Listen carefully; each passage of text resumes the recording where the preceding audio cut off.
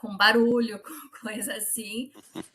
E aí eu peço para eles escreverem as perguntas no chat e vou passando à medida que elas forem pertinentes. Tá? Então eu faço essa dinâmica e eventualmente se eu perceber que alguma coisa ficou um pouco precisa ser esclarecida, vendo o tipo de público que aparece, às vezes eu faço alguma intervenção também, tá? Que daí ajuda na dinâmica também, ajuda o pessoal a prestar mais atenção. Mas acho que com 4 a dinâmica vai ficar bem ágil, vai ser bem bom. Só um minutinho, eu vou pegar minha água, eu já volto, tá, gente? Tá bom. Tá bom. Algum de vocês vai fazer a apresentação? Eu não. Também não.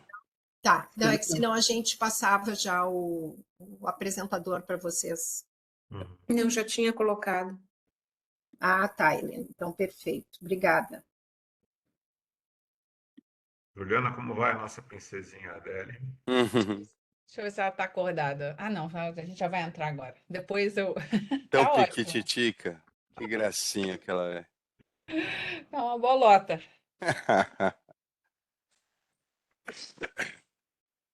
Não reparem, não, se ela começar a pleitear qualquer coisa durante aí.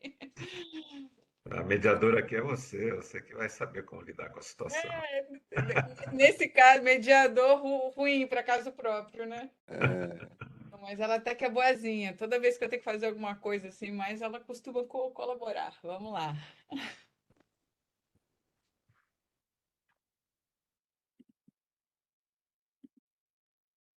Já temos 50 pessoas na sala de espera.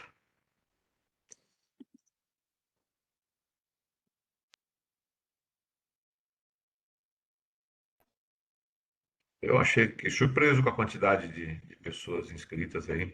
Uhum. Demais, Não, foi bem, repercutiu muito bem a temática, gente. Ó, parabéns pela divisão do conteúdo, a qualificação, o momento também, né? Pede o tema.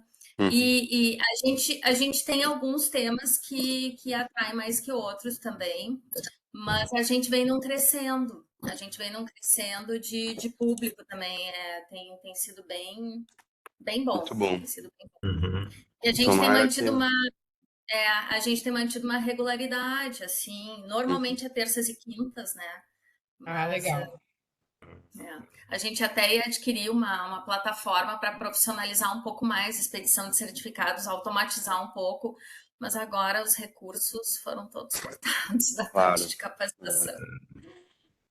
Gente, acho que deixa eu ver quantos que temos aqui na fila para 63. entrar.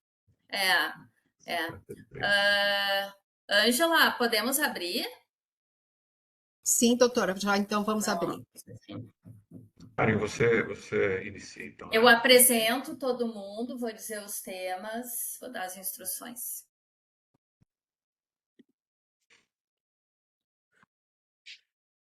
Tem mais gente entrando. Um bom dia a todos que estão aqui para mais um evento do Centro de Estudos de Direito Municipal da Procuradoria-Geral do Município de Porto Alegre. Ficamos um tempo sem eventos. Há alguns dias atrás tivemos um evento fora do horário tradicional, mas agora estamos de volta, ainda com muitas repercussões em função da calamidade que assolou Porto Alegre.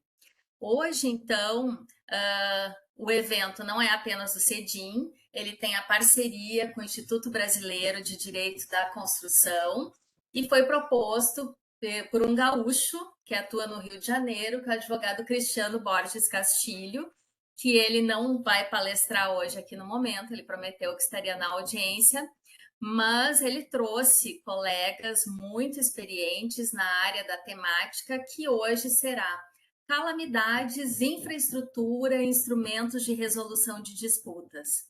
Então, para abordar essa temática, nós teremos aqui 4 participantes que eu vou apresentar. Teremos aqui Juliana Loss, que é diretora executiva da Câmara de Mediação e Arbitragem da Fundação Getúlio Vargas, é também presidente da Comissão de Mediação e Meios Processuais da OAB do Rio de Janeiro, diretora da arbitragem do CONIMA, é doutora em Direito Privado pela Universidade Paris I, Panthéon-Sorbonne, mestre e doutora em Direito pela Universidade Carlos III de Madrid, membro do Comitê Gestor de Conciliação do CNJ, conselheira na OAB do Rio de Janeiro e outros cargos pertinentes. O Diego Falec, que está hoje aqui também, é mediador empresarial, é negociador de conflitos, especialista em desenhos de sistema de resolução de disputas, com atuação em casos nacionais e internacionais. Acredito que os de Minas Gerais, que ele vai nos trazer. Ele é mestre em Direito por Harvard e doutor em Direito pela USP. Ele também é professor adjunto na Pepperdine Caruso Law School, em Malibu, na Califórnia, autor de livros e artigos sobre resolução de disputas. Temos aqui também o Ricardo Medina, que é bacharel, mestre e doutorando em Direito pela USP. O Ricardo, ele é advogado com atuação na área de arbitragem, solução de disputas, gestão e negociação de contratos no ramo da infraestrutura e construção, e ele é diretor do nosso instituto parceiro, o IBDIC, Instituto Brasileiro de Direitos da Construção. E temos aquele que abrirá os trabalhos, que é o Fernando Marcondes, é advogado atuante há 33 anos no mercado de construção e infraestrutura, sócio do MAMG Advogados. Ele atua também como árbitro e membro de Dispute Boards no Brasil e no exterior e representa o Brasil perante a Dispute Resolution Board Foundation. Então, com esse time de peso, nós teremos aqui esse evento. Eu peço a todos que já entraram que permaneçam com os microfones mutados. A dinâmica será a seguinte: nós teremos o início com o Fernando Marcondes falando da estruturação das contratações mediante modelos padronizados de contrato. Na sequência, a Juliana Loss falará sobre a mediação de disputas no ambiente dos contratos. Em seguida, Ricardo Medina abordará a utilização dos dispute boards nos contratos. E, por fim, Diego Falec falará sobre a mediação dos conflitos com a comunidade atingida. Vemos, então, que a temática vai perpassar pelos contratos, pela questão envolvendo empresas contratadas, e o que se pode fazer para resolver eventuais conflitos nessas contratações, e teremos também a questão do que deve ser mediado, a abordagem disso com a população atingida nessas calamidades. Vocês poderão encaminhar perguntas via chat, que serão passadas oportunamente aos nossos palestrantes. E, desde já, então, desejo um bom evento a todos e tentaremos fazê-lo da forma mais dinâmica para tornar mais interessante, porque o tema promete muito. Então, passo desde já a palavra ao nosso primeiro palestrante. Por favor, então, Fernando. Muito bom dia a todas e a todos. É um prazer estar aqui. Obrigado, Karen, por organizar esse evento em tempo recorde, inclusive, né? Eu queria iniciar contando um pouquinho como é que nós chegamos aqui, né? Como é que nós estamos aqui nesse momento hoje aqui falando com vocês. Essa questão que está acontecendo no Rio Grande do Sul comoveu o país inteiro, né?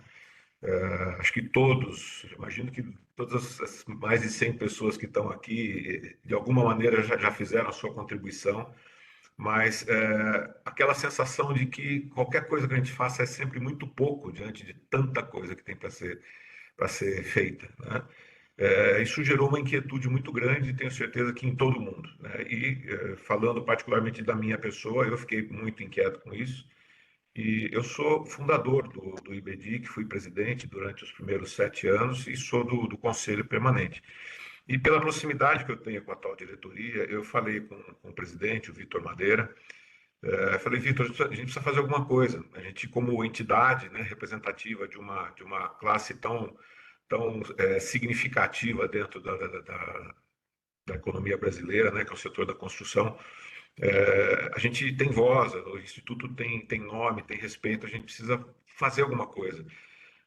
Talvez oferecer, juntar um grupo de pessoas e oferecer um pacote de ideias e mesmo os nossos serviços de forma cívica para poder ajudar de alguma maneira nessa construção, um pouco ainda sem ideias, né? Quando eu falei com ele a primeira vez, ele falou: olha, o Cristiano Castilhos, gaúcho, também já me procurou a respeito disso. E então a ideia seria a gente formar uma força-tarefa que você, Fernando e Cristiano poderiam coordenar. Então eu e Cristiano começamos esse trabalho. Eu não sei se ele está por aí agora, ele só não está conosco aqui como palestrante também, porque ele está de férias. Disse que não ia colocar a câmera para que a gente não ouvisse de sungão tomando uma margarita na praia. Mas acredito que ele esteja por aí, se ele não, por acaso não preferiu as margaritas. Mas o fato é que, a partir dali, nós fizemos uma convocação dentro do IBEDIC, lançamos ali a divulgação da ideia da Força Tarefa e pedimos a eventuais interessados que se juntassem a nós, e, para nossa surpresa, de imediato, mais de 30 pessoas de muitas áreas específicas, de especialidade, como na área jurídica e na área de engenharia também, se juntaram imediatamente a nós e já começaram a trazer ideias, etc. E a gente está iniciando a formatação disso para poder bater as portas das entidades governamentais e oferecer a nossa ajuda. Não sabemos se a porta vai abrir, não sabemos se vão gostar das nossas ideias, não sabemos o que vai acontecer. Uma coisa nós temos certeza: se nós tivermos sucesso, se o nosso projeto for de fato, de alguma forma, aproveitado pelas entidades governamentais, nós temos certeza absoluta que em algum momento algum político vai se apropriar disso e dizer que foi ele que fez. E está tudo bem, não tem problema nenhum. A gente sabe que isso acontece, mas a gente vai saber que a gente fez o que podia ser feito, né?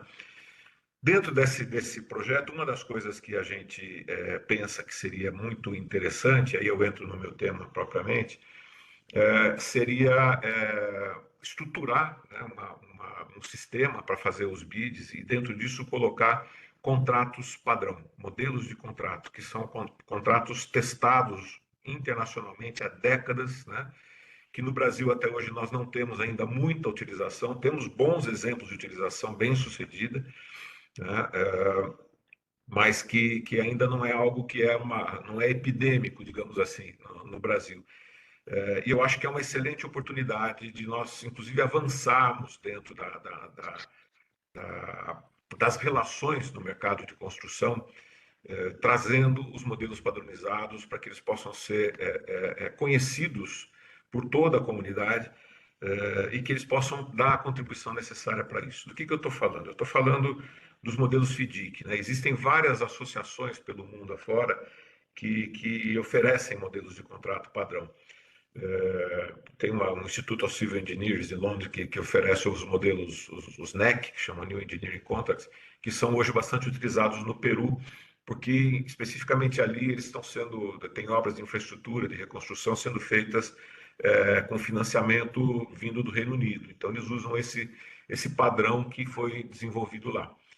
Mas os modelos que mais são utilizados mundialmente são os modelos divulgados pela FDIC, que é a Federação Internacional de Engenheiros Consultores.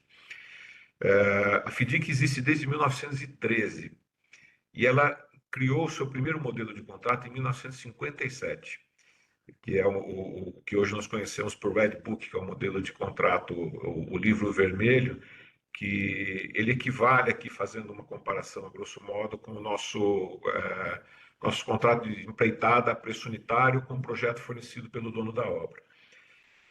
Esse modelo vigorou e foi sendo atualizado ao longo das décadas, sempre nascido da experiência, né, das grandes obras de infraestrutura, e foi sendo aprimorado sempre em função dessas experiências. Então, os erros que ele continha, as dificuldades que ele enfrentou no início foram sendo resolvidas e o contrato foi sendo aprimorado.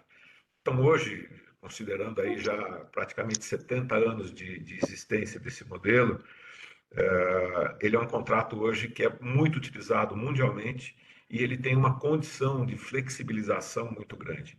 Os contratos FDIC em geral, daqui a pouco eu vou falar dos outros modelos, mas uma das características que marcam os modelos FDIC é que são contratos divididos em duas partes. Uma primeira parte, que são chamadas condições gerais, que é uma parte imutável, é o contrato da maneira como ele é concebido pela FDIC. ali ninguém mexe. Se você quer mexer em alguma condição daquele contrato, você vai para o segundo caderno, que é um caderno que as partes criam, que é o contrato das condições particulares. Então, ali praticamente o que se faz é uma tabela dizendo, olha, a cláusula 4.2 passa a ter a seguinte redação. A cláusula 5.1 fica suprimida. A cláusula tal ganha um parágrafo, um terceiro parágrafo. Então, tudo que você quer alterar naquelas condições gerais, você altera nas condições particulares. Lógico que o ideal não é fazer isso da maneira que se bem entende, né? Então, a própria FDIC, ela tem um guia que nos mostra o que pode e o que deve ser alterado de acordo com legislação local, a cultura, as condições econômicas daquele contrato, particularidades técnicas, etc. Então, as modificações são guiadas também pela FDIC. Por que ela recomenda que se use esse guia? Porque, eventualmente, se você faz uma mudança aleatória, porque você acha que ali você tem que criar uma condição nova, você pode estar com aquilo criando uma dificuldade ou uma incompatibilidade com uma outra parte do contrato, que você pode não estar percebendo. Então, a FDIC nos orienta exatamente como fazer. Se você for mudar esta característica do contrato na cláusula tal, revise a cláusula Y também, porque ali ela vai precisar de uma adaptação para ficar coerente com essa modificação que você está fazendo aqui. Então, essa maneira de construir os contratos, José Roberto, você precisa colocar no mudo, por favor. Tenta tirar o fone. Tá. Seu som está Por favor, aparecendo. mantenha os microfones mutados. Então, essa maneira de construir os modelos, ela traz muita segurança jurídica. Esse é o grande ponto. Nós estamos falando aqui de uma situação em que nós vamos ter muitas obras simultâneas, né? Muitas obras que interferem umas nas outras, né? Nós estamos falando aqui de obras de rodovias, de pontes, de viadutos, de saneamento, reconstrução de escolas, de hospitais, residências, né?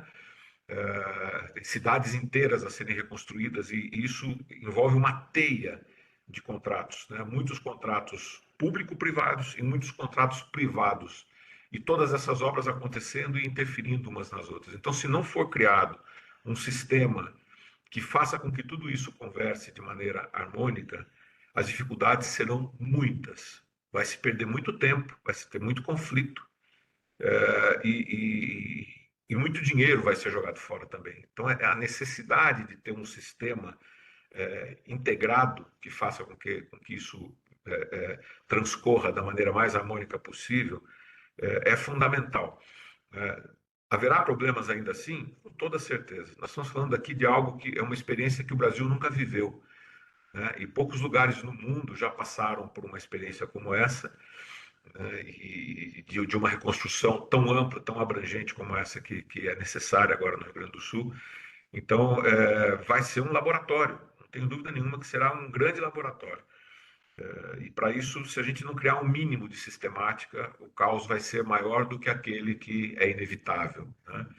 Então, pensando aqui, falando dos outros modelos de contrato que são interessantes para essa situação, a FDIC tem esse modelo vermelho que eu mencionei. Em 99, ela criou mais dois modelos, que é o livro amarelo, que talvez não seja interessante para a gente aqui, porque ele mistura obras civis com obras de montagem, eletromecânica, etc.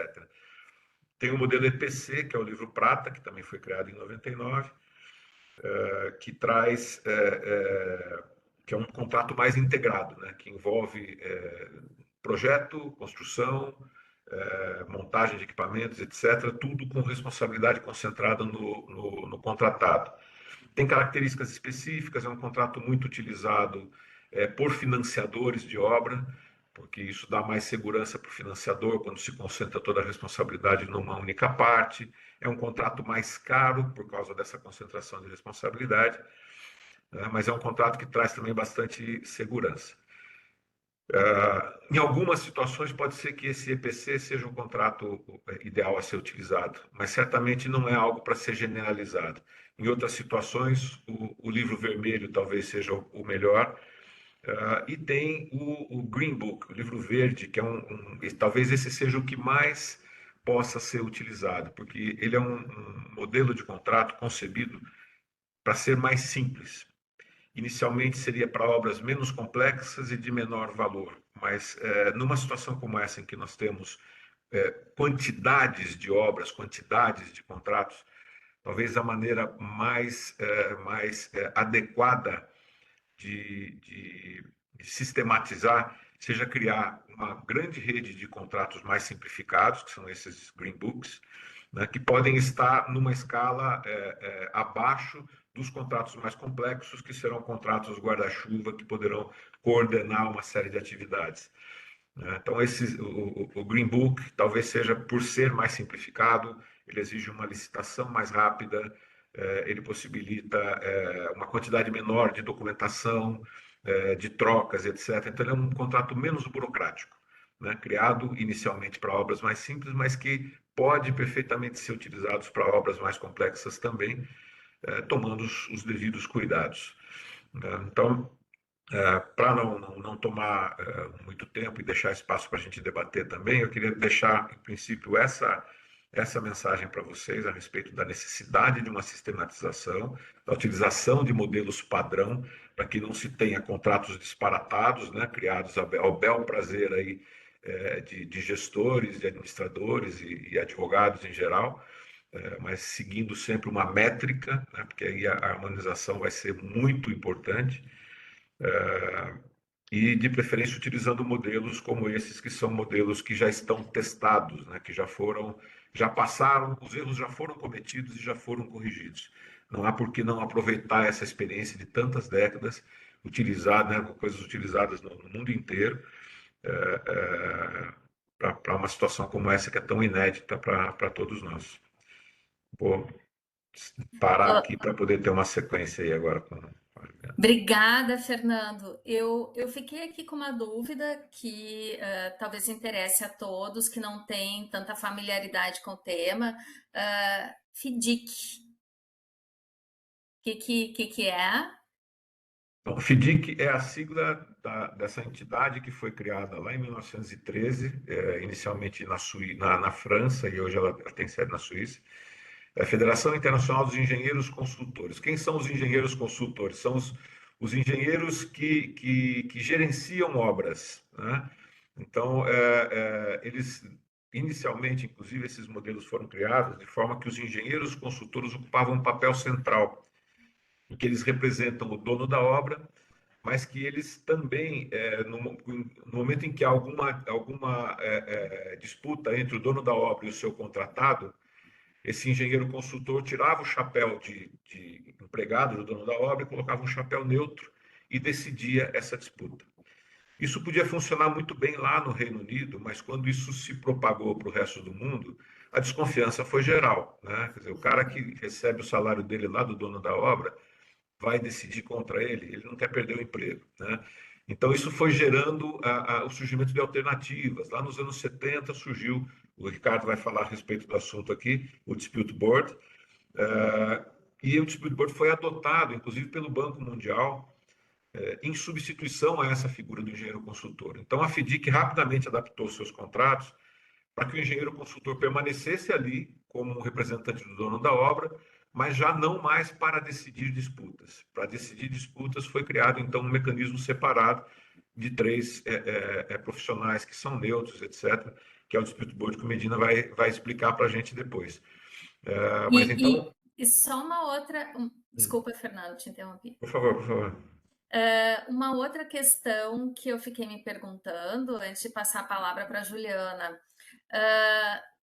que eu achei muito interessante essa questão da padronização. Realmente, na administração pública, a gente se ressente disso, porque é o melhor manejo, melhora o fluxo, a eficiência, profissionaliza a elaboração, especializa as pessoas. Mas eu tenho dúvida nesse momento de calamidade em que nós temos as três esferas da federação atuando, né? E a ideia é que essa proposta chegue até alguém, né? a gente não corre o risco de uma pegar, a outra não querer e mais. Como é que se pode trabalhar isso, né? Ah, sim. Desse modelo, se a gente Uhum, conseguir fazê-lo chegar, né, sim. a Uhum, algum representante. E nós sim. temos também muitas iniciativas que estão sendo adotadas por empresas. Vou citar o exemplo do Vale do Taquari, onde tem empresas se auto organizando para construir ponte. Uhum, Até a questão da legalidade disso, porque é um espaço público, né? A sim. ponte.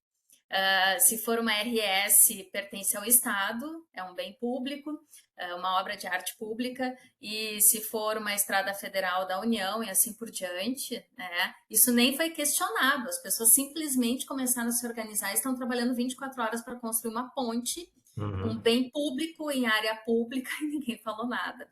sim. Então, nós temos também particulares trabalhando com isso. Sim.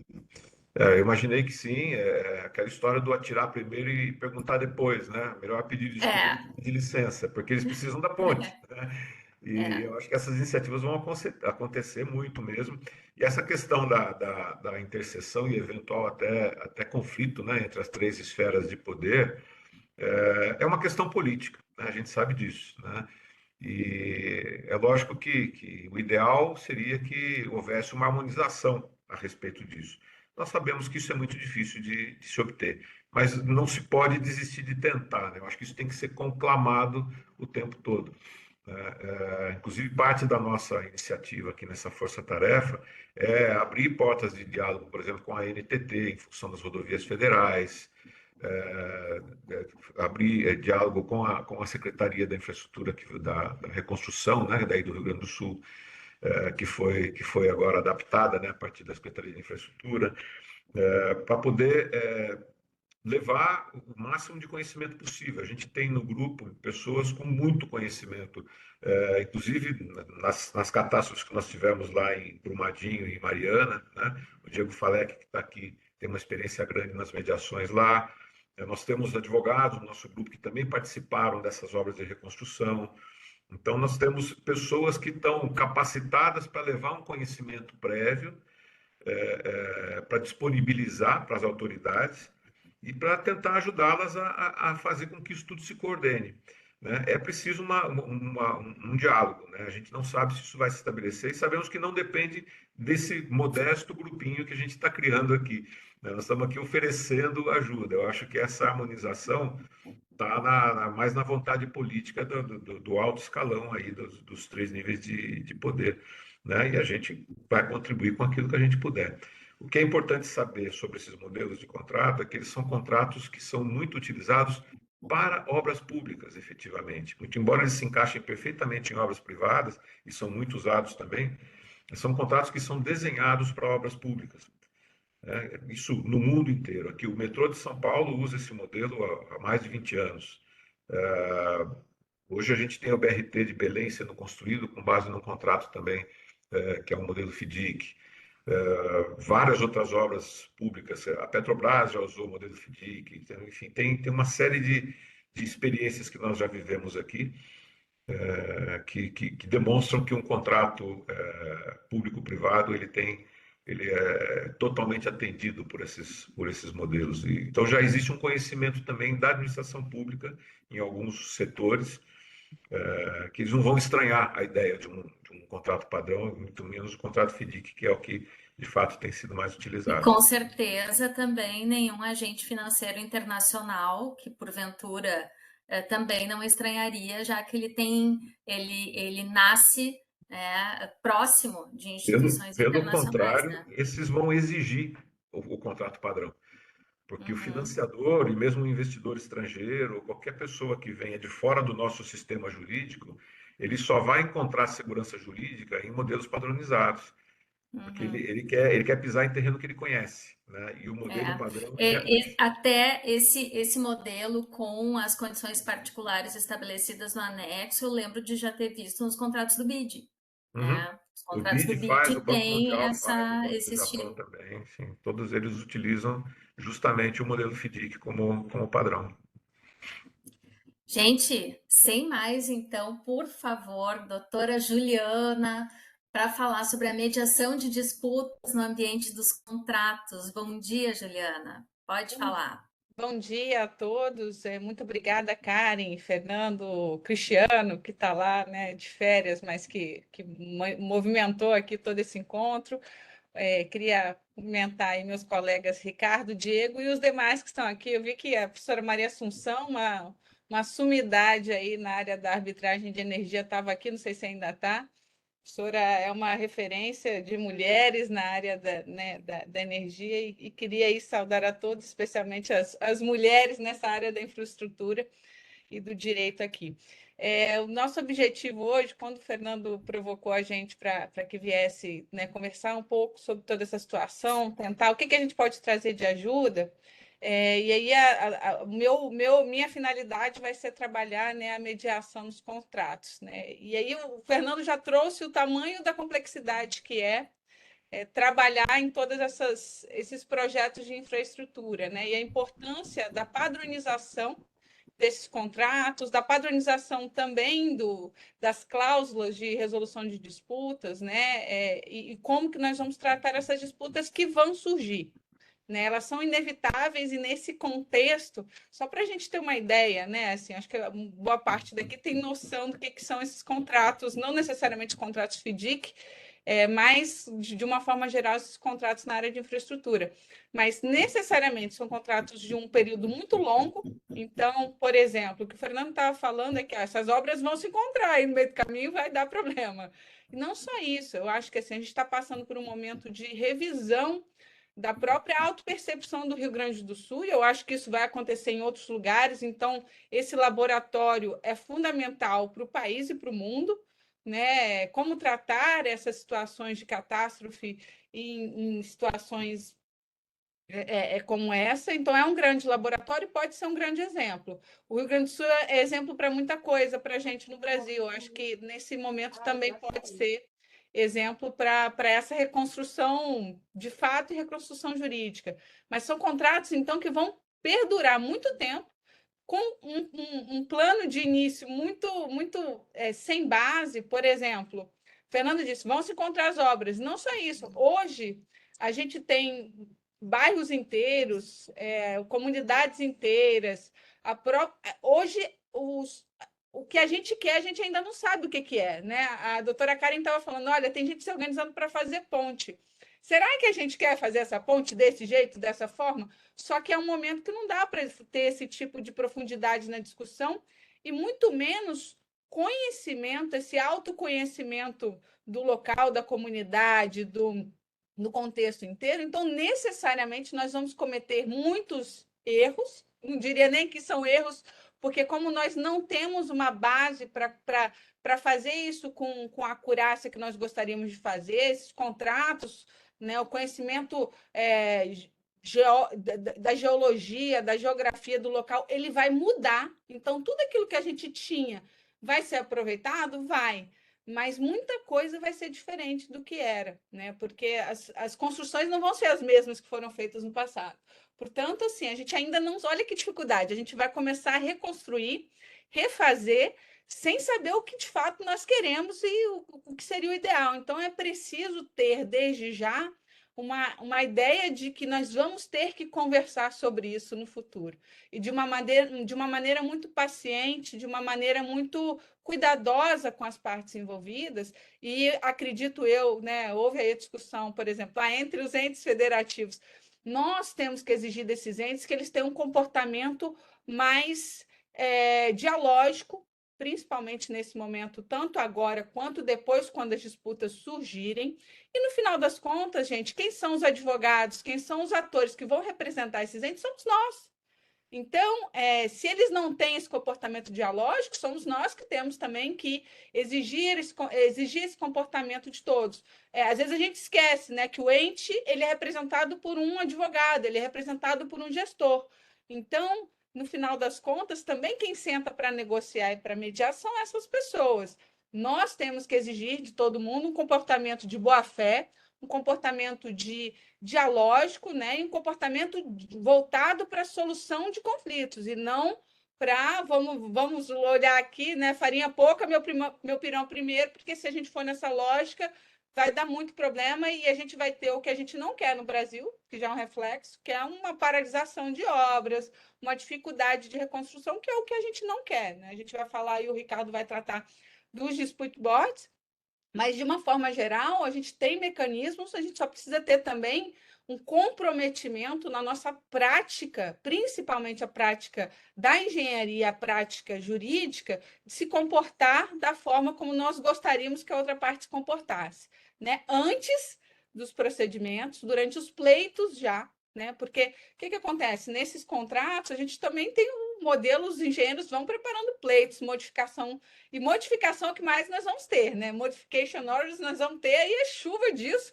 à torta e à direita. Então, assim, a gente precisa estar preparado para encarar isso de uma forma natural, aberta, entender que isso vai fazer parte desses contratos e com um fluxo ainda maior do que a gente já vê, né? São contratos também que eu imagino, espero que tenha investimento aí estrangeiro. Então, é o que a gente estava conversando, né? Vai ter uma exigência, né? Na verdade, pelo menos em boa parte desses contratos, de ter uma harmonização desses contratos, uma exigência, portanto, também da forma de resolução desses contratos. Muito possivelmente, boa parte desses contratos vão parar em métodos extrajudiciais, e a gente está falando da arbitragem, do dispute board, que espero eu acompanhe a obra, não seja um ad hoc, e também da mediação, que pode acontecer em qualquer momento, desde o início, até agora mesmo, né? Até para poder elaborar esses contratos, escolher as formas desses contratos, a mediação pode ser um mecanismo interessante aí para facilitar desde a criação do contrato até a execução e no momento posterior também. A gente tem utilizado cada vez mais mediação também dentro da arbitragem e tem utilizado cada vez mais também a própria, ou técnicas de mediação, ou a própria mediação durante o curso de dispute boards. Então, isso é interessante porque a própria uniformização desses contratos vai trazer, se a gente for olhar os modelos FDICs e o movimento recente da federação, é de incluir e estimular essa solução dialógica que passa pela mediação. Ah, mas a gente pode resolver por negociação? Pode, claro, e tomara que resolva. Só que muitas vezes isso não é possível. Então, queria trazer aqui por que é interessante, por que esses contratos, esses modelos têm trazido cláusula de mediação.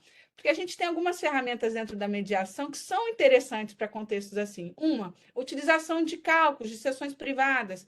Então, muitas vezes, quando a gente já tem um estresse, e tem o estresse nessas grandes obras, né? Assim, entre as equipes de engenharia, entre as instituições envolvidas, só de imaginar que aquela questão pode parar na arbitragem, todo mundo já vai se preparando, já vai se armando. Então, o que dificulta muitas vezes chegar a um acordo é a falta de troca de informação, porque eu fico com medo de passar a informação para outra parte e ter isso utilizado na arbitragem.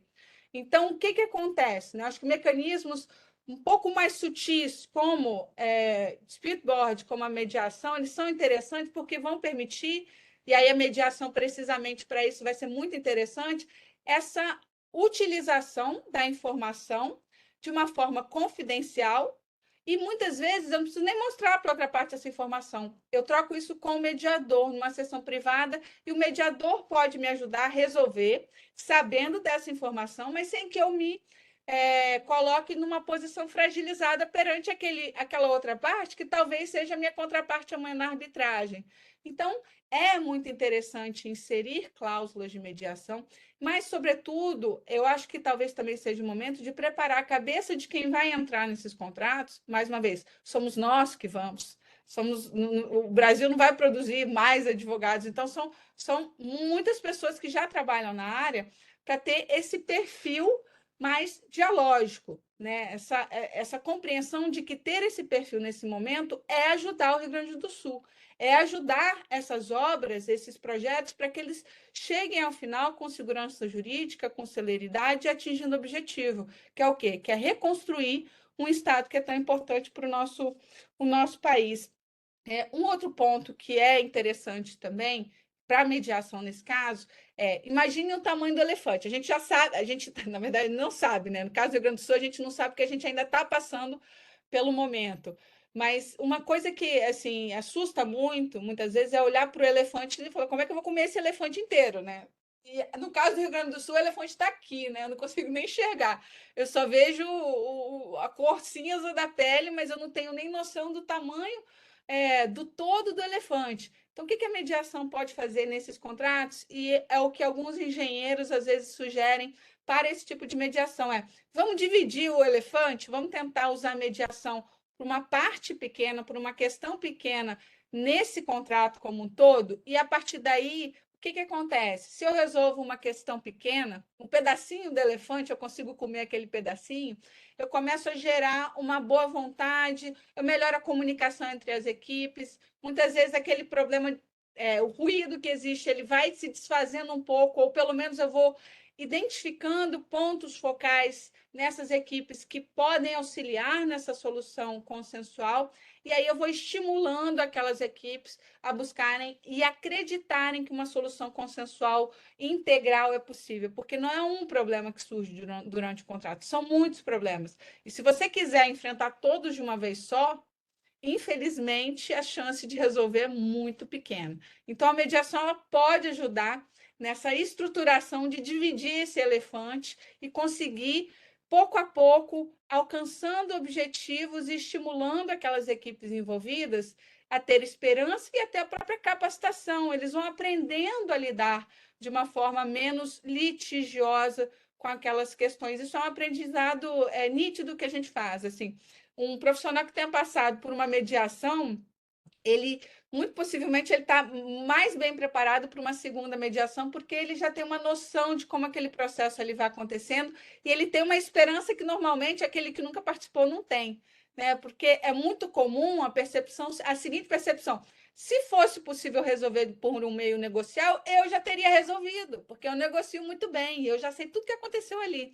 Então, a mediação ela desmistifica um pouco essa compreensão, essa presunção de que a gente conhece o contexto inteiro, né? É impressionante como as informações vão entrando dentro da mediação e todo mundo vai se dando conta de que não conhecia o contexto todo, ou pelo menos que não compreendia, muitas vezes, como aquela outra parte que está injuriada porque o contrato não seguiu da forma como ele imaginava, a razão para ele estar dessa forma, né? E, por fim, aí para não demorar muito também, abrir aqui para o nosso debate, compreender que, por exemplo, nesses investimentos estrangeiros, é muito provável que nós tenhamos muitos atores internacionais trabalhando nessas obras, em toda essa reconstrução.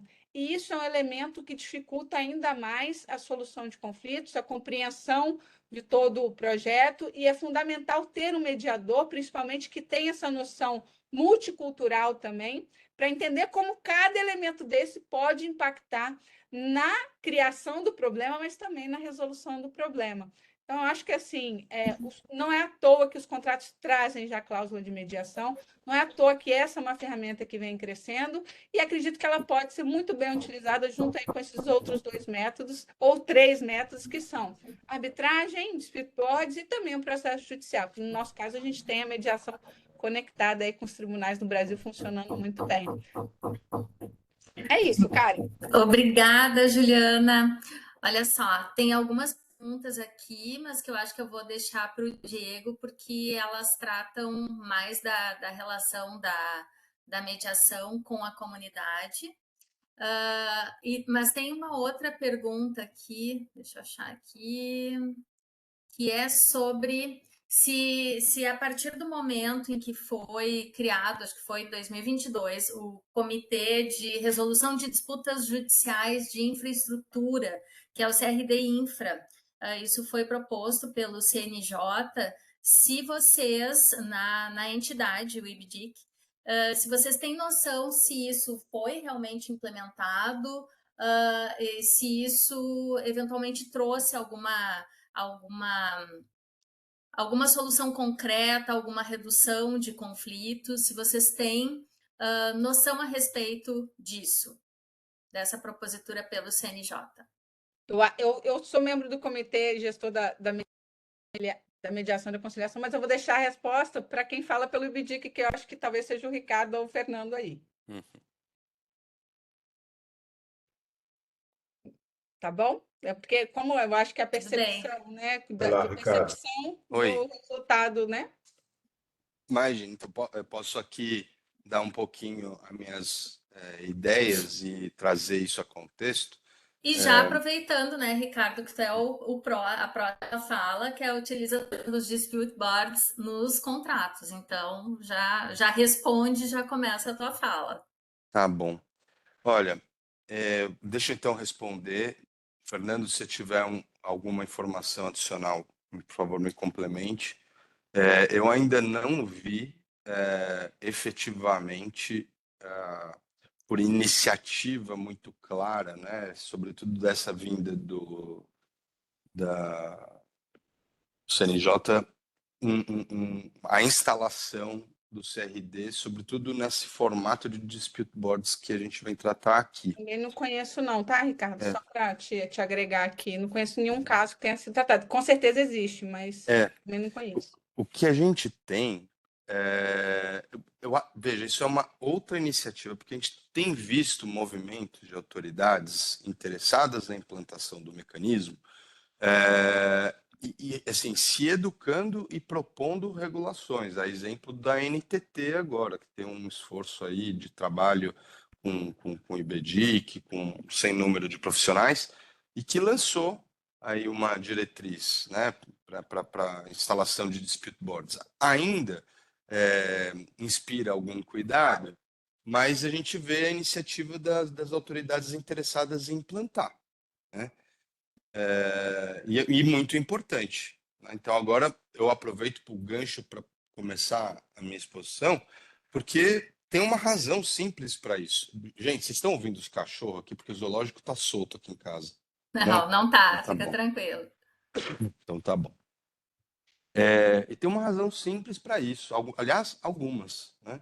A primeira delas se traduz numa máxima, num brocardo jurídico, que é muito simples, que é a seguinte, eu traduzo para o português. Obra dá pau. Isso veio lá desde o direito romano. Obra dá pau. Tá? O Justiniano sugeriu esse brocardo. E obra dá pau. É simples. Não tem obra que não tenha disputa. Não existe isso. Tem um estudo Até a reforma do banheiro, né, Ricardo? Olha, seja lá qual for, né? Vai fazer um banheiro, vai formar um banheiro. Eu tenho certeza que todo mundo aqui fez uma reforma em casa. Teve uma obra que durou mais do que o previsto, custou mais do que o previsto, teve que colocar mais. Tem bicho. Né? Tem citado por Cyril Kane, o Lord alguma coisa da Inglaterra, que ele diz, ele é um juiz, né, na Inglaterra, diz, é da natureza da besta. A besta é obra, a disputa é da natureza. Então, bom, se a gente sabe que obra dá problema, e como eu estava falando até que estudiosos de Hong Kong fizeram um levantamento muito preciso, matemático, e assim, o número é absurdo. Eles chegaram a uma conclusão que toda a obra que eles examinaram, toda, num espaço amostral gigantesco, 99,x% deu algum tipo de problema. E esse 100%. Algum tipo. O problema pode ser uma disputinha, pode ser um disputão, mas algum tipo de problema vai ter. Ora, se nós sabemos que algum tipo de disputa, seja qual for, vai acontecer na obra, será que nós temos que ficar presos aos métodos tradicionais, corriqueiros, solução de controvérsias? Ou será que tem um remédio mais aplicável para isso? Bom, então, o mais importante eu queria dizer é que existe um remédio, existe uma vacina para esse problema, de diversas controvérsias da obra que vão acontecer, né? E aqui a gente não está inventando roda nenhuma. Nenhuma. Esse negócio existe, está divulgado, existem regulações no mundo inteiro e a gente está trazendo há pouco tempo para o Brasil, mas já está sendo instalado. A gente vê assim, os players, o mercado, todo mundo bastante atento. Então, assim, precisamos aproveitar, porque os índices de funcionamento desse negócio, as porcentagens as avaliações, como as obras funcionam quando você tem dispute board, é extraordinário. É extraordinário. Então, para interesse público, interesse público que a gente não pode abrir mão, não é? Interesse público. Qual que é o primordial aqui quando a gente tem uma obra pública? É a entrega dessa obra. É permitir que a coletividade faça uso desse bem público que vem sendo construído. É claro que a gente tem que tomar muito cuidado com o erário, preservação do erário, mas sabe o que eu vou dizer para vocês? É o seguinte, o erário sai muito protegido. Muito. Por quê? Essa ferramenta, ela dá condições de evitar sobrecusto, ou diminuir muito, de evitar atraso. E no fim do dia, acaba sendo um belo do sobrecusto.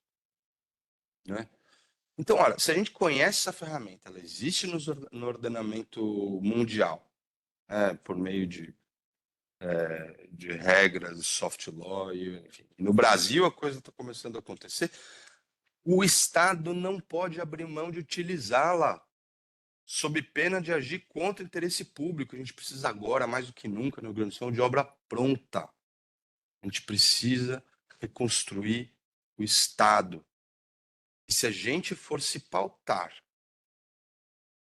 pelos métodos tradicionais que a gente vem empregando há tantos e tantos anos, a gente já conhece o resultado. A gente conhece os números do Tribunal de Contas dizendo que em 2018 a gente tinha 14 mil obras federais paralisadas. Quantas então não são as municipais aí, Brasil afora? Quantas não são as estaduais? Sei lá. Gente, o que esses números mostram é que os mecanismos que nós vimos empregando até hoje não resolvem o problema. Agora, a gente tem o Dispute Board, que é uma figura idônea, reconhecida mundialmente, cujos, veja, os bancos de fomento, Banco Mundial, JICA, assim por diante, não financiam obra se não tiver Dispute Board. Sabe por quê? Porque eles querem a obra pronta. E o DB está ali para isso. Então, senhores, vamos usar essa ferramenta para viabilizar a reconstrução do Estado. Né? Qual que é a grande sacada dessa ferramenta? Membros, né? O Dispute Board é o seguinte, a gente assina um contrato, vamos aproveitar esses modelos padronizados do FDIC que o Fernando falou, que, aliás, já orientam a inserção dos Dispute Boards, né? Assina o contrato, poucos dias depois se elege um comitê de membros imparciais que manjam de obra, que entendem de contrato de construção, para acompanhar a obra. E veja, eles não estão ali para fiscalizar ninguém, hein? Eles acompanham a obra, eles são imparciais. Então, logo que surgir a primeira rusga, aquela primeira dificuldade, aquele impasse que se gera entre dono de obra e contratado, e que acontece, vai acontecer, a gente já viu que é 100% de chance, chama esses caras, bate na porta desses caras que já conhecem o contrato, estão acompanhando a obra, sabem onde que deu o problema, eles vão dar uma solução quase que instantânea. Isso é fundamental, porque impede fraturas de fluxo de caixa de obra, né? Impede arbitrariedade de qualquer parte. Se o dono da obra acredita que vai poder se locupletar sobre o contratado, colocando, não tirando o dinheiro do bolso, tem inventando um monte de motivo para não pagar, acabou, não tem essa história. O contratado da mesma maneira, se ele acha que vai conseguir chantagear, diminuindo mobilização, falando para a galera não trabalhar, operação tartaruga, esquece. É imediata solução. Não tem isso. Obra não para quando tem Dispute Board.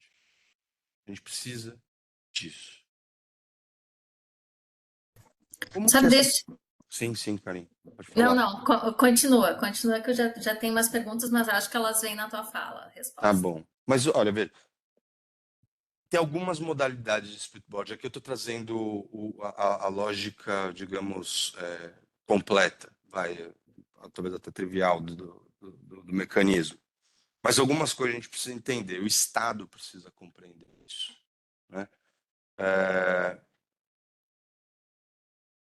Um dos princípios, um dos axiomas, digamos assim, uma verdade que é importante que seja observado quando tem o speedboard, está no princípio que a gente chama de pay now, argue later. Ou seja, pague agora e discuta depois. E por que isso? Né? Porque o importante, como a gente viu, é que tem uma solução rápida, quase imediata, quase instantânea, para a gente poder dar vazão para ela. Então, os pleitos têm que ser solucionados muito rapidamente. Muito bem, então o DB chega lá e fala assim, olha, você pague.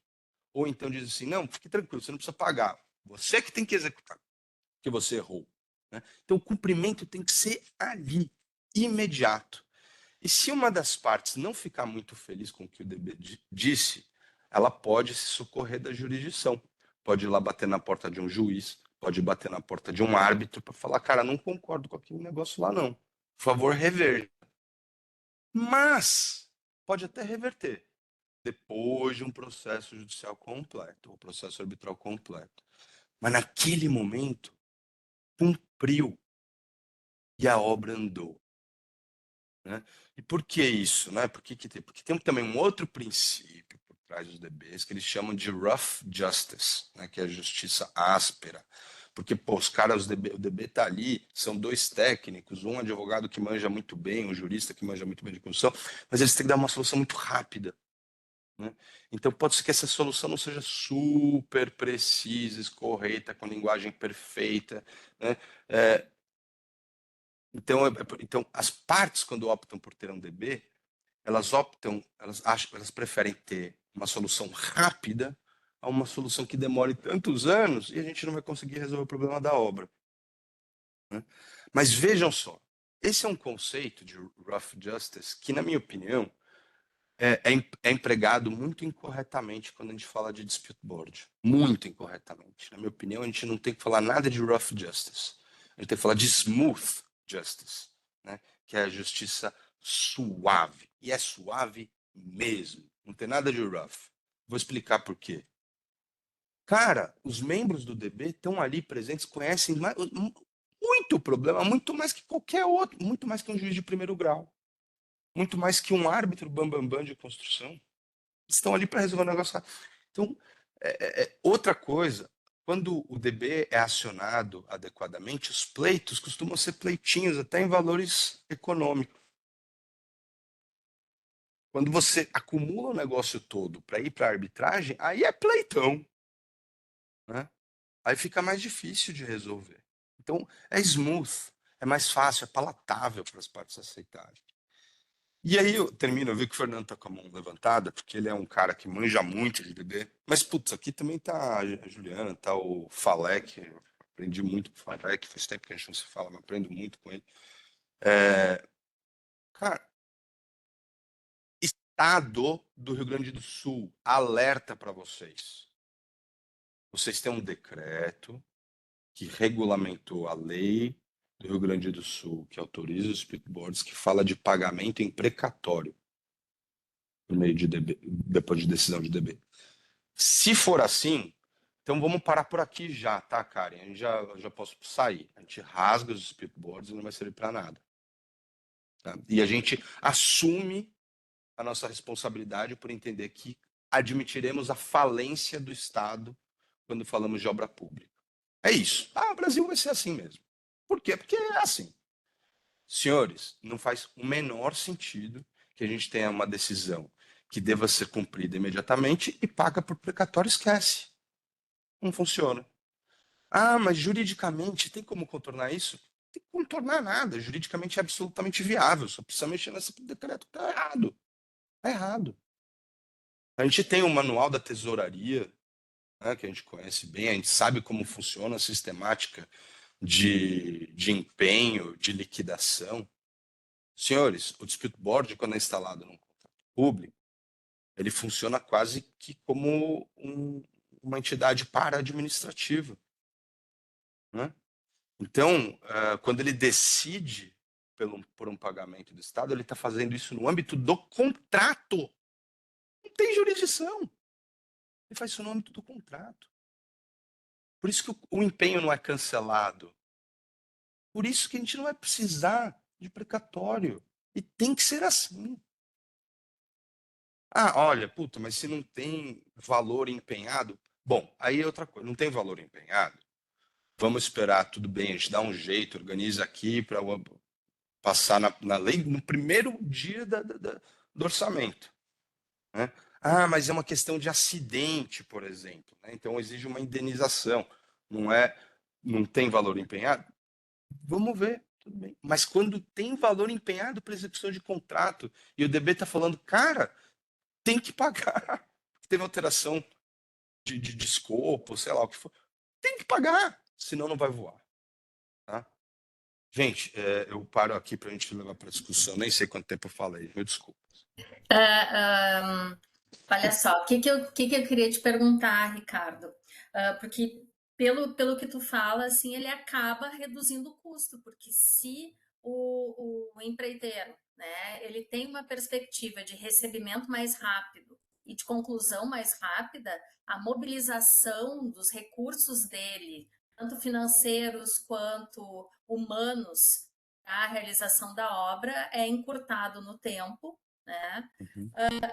Então, em tese, isso aqui, instalar um DB para a realização de obras torna o mercado dessas obras mais atraente, né? Tu Eu não tenho, acredita que mais empresas viriam aos certames licitatórios uma vez instaurados os dispute boards?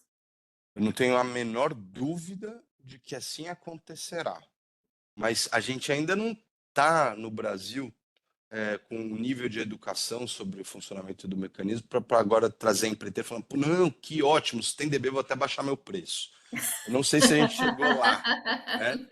Mas eu acho que a gente acho que a gente pode, inclusive em termos de negociação de alhas contratuais, né, de responsabilidades contratuais, muito se resolve, muito, né? De Vai mexer com a matriz de garantias. risco, vai mexer Vai com a mexer matriz com a de matriz de risco. risco. Ou garantias. Quantas garantias a gente vai poder suavizar? Né? Porque vai ter um DB ali, um cara que vai dar uma decisão rápida, enfim. Agora, Ricardo, a gente tem um público bem variado aqui, né? Eu gostaria que tu explicasse para compor esse DB. O que é necessário? Precisa uma certificação, precisa uma habilitação específica, uma formação específica. Como isso se constitui? Bom, E eu tô se vendo. seria necessário uma contratação? Porque assim, a gente tem uma lei municipal e até eu tenho uma colocação aqui dentre as pessoas que formularam perguntas, que eu acho que é deixa eu ver aqui, foi não é da Maria Paula. Ela disse que Porto Alegre tem a Sim. lei 12.810 de 2021, que autoriza a utilização desse mecanismo, desse instituto, mas na prática ainda não vi um caso real. Mas é Existe isso uma mesmo. barreira que o poder público local entende que pode onerar os contratos. É uma Né? loucura. É uma loucura. Sabe por quê? Eu tô vendo o Fernando com a mão levantada, Juliano, os caras devem estar coçando para falar assim. Mas deixa eu explicar porque isso é uma loucura. E realmente tem uma lei em Porto Alegre, e eu ajudei a montar essa lei porque a gente tinha feito a lei em São Paulo, e aí o Felipe Camozato, que era vereador à época, me chamou para a gente bolar a lei de Porto Alegre. E eu acho que ela ela ficou mais redondinha. A do estado do Rio Grande do Sul, um pouco menos, e o decreto é problemático, tá? Então, de fato, eu acho que ainda não voou um DB no município, e eu não tenho uma explicação por quê. Agora, o que eu posso assegurar para a Karen, né, e para vocês, dizendo, não, puxa, mas aí eu acho que se tiver um DB, vai onerar, porque afinal de contas tem que contratar esses caras. Para contratar esses caras para acompanhar a obra, tem que pagar um FII mensal para ele, vai aumentar o preço. Senhores, então vivam dos custos que a gente tem com obra parada, o que demora 2 anos mais, 3 anos mais para ser concluída.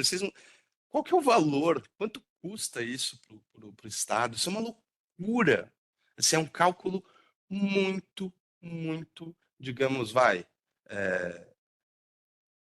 É errado, ingênuo pensar dessa maneira. Existe seguro. Se é para economizar, gente, se é para economizar, vamos fazer uma obra sem seguro. Não precisa de seguro de performance. Esquece, não, porque afinal de contas a gente acha que a obra vai dar certo. Não vai. A gente sabe que não vai. Então tem que usar a ADB. Óbvio que aumenta um pouco o investimento para a contratação da obra e dos membros, mas a gente evita a falência do Estado brasileiro. Ô, Carinho, eu vou passar para o Fernando e para a Juliana, tá? Ô, Fernando, acho que será que a Karen caiu? Acho que ela não caiu, não. Só saiu da câmera. Bom, deixa eu só falar dentro do que você estava falando, Ricardo. Primeiro, um dado atualizado. Você falou das 14 mil obras paradas, dado de 2018. Por acaso, eu estou escrevendo um artigo e ontem eu fui atrás dos dados atualizados, que são de 2023. No site do Tribunal de Contas, consta que nós temos hoje obras com investimento de recursos federais, 8.600 obras paralisadas, que representa 41% do total das obras com recursos da União. 41%. E eu peguei também o estado de São Paulo, que eu sou daqui, estou escrevendo um artigo aqui para uma revista local. O estado de São Paulo, nós temos hoje 507 obras paralisadas e 277 obras atrasadas. São 784 obras com problemas. E uma das obras deveria ter sido entregue à população em 2008, até hoje não foi concluída e está paralisada desde 2009. Então, é só para a gente ter essa noção. Ótimo. Eu queria compartilhar com vocês, para poder falar de experiência vivida, né? A experiência do metrô. Eu sou membro do Dispute Board da extensão da linha amarela do metrô aqui de São Paulo desde 2017. Nós começamos, o contrato começou em 2016, o board foi instituído em 2017. A obra foi entregue faz 2 anos e nós ainda estamos atuando, resolvendo os últimos probleminhas lá que as partes mantiveram. Nós tivemos, nesses 7 anos, até a entrega da obra, 5 anos, então, nós decidimos 11 disputas. E desde que a obra foi entregue, nós decidimos mais 7. São um total de 18 disputas que nós decidimos lá. Dessas 18 que nós decidimos, mais de 40 nós evitamos. Então, o fato de nós estarmos presentes lá, ajudando as partes a se conciliarem, dando ideias a respeito de como resolver determinadas questões. Eu fiz uma estatística pessoal, porque como eu escrevo e falo muito sobre Dispute Board, eu fui anotando as minhas experiências lá. Nós tivemos mais de 40 temas que foram levados com potencial de virar disputa e que foram resolvidos sem a necessidade de instaurar um procedimento de disputa. E outros 18 que nós não conseguimos evitar, mas que nós decidimos. De todos esses, um deles foi judicializado. Lá no começo, as primeiras 4 decisões que nós demos, que foi em janeiro de 2018, uma delas foi judicializada. O metrô tentou não cumprir a nossa decisão, pedindo uma cautelar no judiciário. Perdeu e teve que cumprir. E o processo judicial que está rolando sobre isso ainda não acabou, está longe de acabar, inclusive é no escritório do Medina que esse processo corre, e eles representam o consórcio lá. Mas o fato é que o metrô teve então que fazer um aditivo contratual, pagou o valor que nós havíamos decidido lá, e a obra seguiu adiante. E aquilo, se não tivesse sido dessa forma, haveria um estrangulamento do fluxo de caixa do consórcio contratado que talvez inviabilizasse a sequência do contrato. Ou ele tivesse que reduzir ritmo, tirar pessoal, fazer economias lá para poder contornar esse estrangulamento que ele ia sofrer em função do não reconhecimento do valor. Então vejam a importância que isso teve lá. O judiciário entendeu o mecanismo, protegeu o dispute board, é uma decisão icônica, que reconhece, né, o valor do dispute board. E por último, o que eu queria dizer para vocês é que a DRBF, Dispute Resolution Board Foundation, a entidade que eu represento no Brasil, eu estou terminando meu mandato lá, eu já pedi o chapéu lá e eles estão escolhendo o meu sucessor, mas essa força-tarefa que nós criamos no IBDIC, uma das coisas que eu fiz foi entrar em contato com a entidade, que tem sede nos Estados Unidos, para pedir autorização para dar treinamento sobre dispute boards aqui no Brasil, de graça. A DRBF cobra isso, eu dou esses treinamentos desde 2014, cobrando, né? A DRBF cobra, a gente já formou mais de 500 profissionais especializados em dispute board, e eu consegui autorização deles para fazer isso gratuitamente dentro desse projeto de reconstrução do Rio Grande do Sul. Então, até para a PGM, se houver interesse da PGM de ter um treinamento como esse, está à disposição, a gente vai para aí, faz o trabalho, a custo de viagem e um prato de comida, não mais do que isso, só o suficiente para efetivamente a gente poder estar aí para fazer o trabalho. E é uma coisa que ajuda muito a esclarecer, entender como funciona. E respondendo a sua pergunta, Karen, não é necessária uma formação oficial. Os membros são escolhidos pela sua experiência em obras, em direito da construção, etc.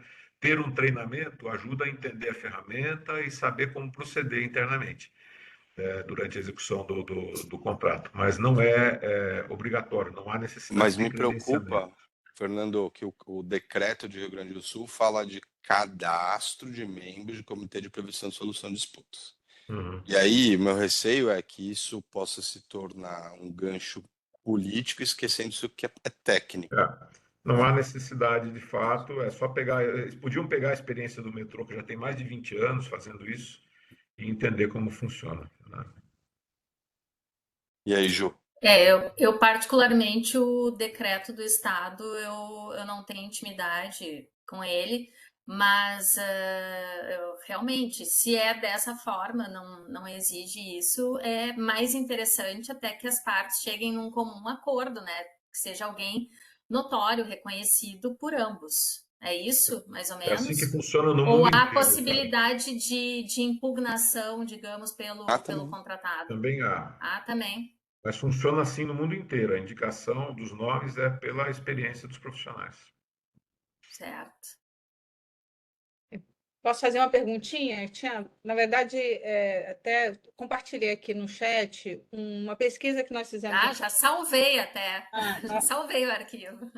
é interessante, porque assim, a gente estava conversando com o Ricardo ontem, a gente estava comentando sobre a arbitrarização, né, dos DBs. Então, não faz sentido muito essa comparação, porque muitas vezes a arbitragem ela vai ser necessária e muito importante no momento posterior, né? Se o DB não resolver.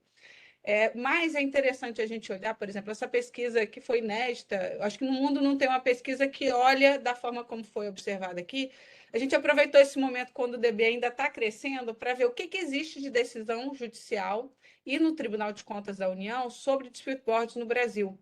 E, curiosamente, quando a gente vai entrar, essa uma decisão, essa uma situação que foi parar no judiciário que o Fernando falou, e tantas outras, não são tantas, felizmente, mas as poucas que existem, se a gente for olhar o mérito, quando avaliado pelo Judiciário ou pelo Tribunal de Contas, foi muito positivo, foi reforçando a decisão do DB, o que reforça a qualidade e a capacitação técnica que essas pessoas que estão acompanhando a obra têm para resolver a questão no momento. Então, o posicionamento do Judiciário, que em relação à arbitragem foi muito positivo nas últimas décadas, em relação à mediação foi muito positivo nas últimas décadas, parece ser o mesmo em relação, perdão, aos DBs. Então, mais segurança jurídica do que isso, pouco provável, né? É legal dar uma olhada para ver como, olha, vale a pena fazer, porque o judiciário está olhando positivamente. Se a gente for olhar pelo histórico, ainda que seja recente, a gente não tem nenhum caso em que o judiciário foi lá entrando. Poderia ter feito isso sem impactar na percepção positiva da ferramenta, mas ele não modificou.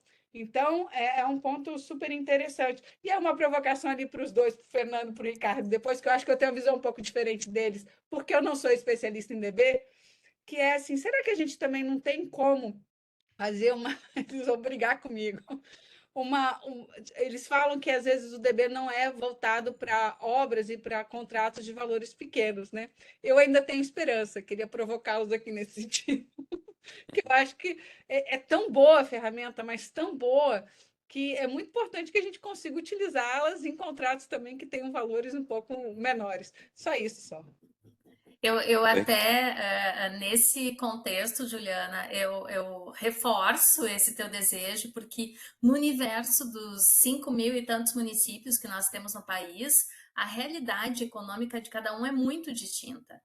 E muitas vezes nós encontramos as obras inacabadas, ou o conflito, ou muitas vezes até um conflito tão passível de superação, tão de fácil superação para um observador externo, que será que realmente não seria possível instaurar DB em obras menores? Acho que talvez se isso fosse absorvido de alguma outra forma, alguma simplificação, não sei. Mas eu também não entendo de DB também para poder fazer essa abstração e ver se tem essa capacidade de absorção por obras menores.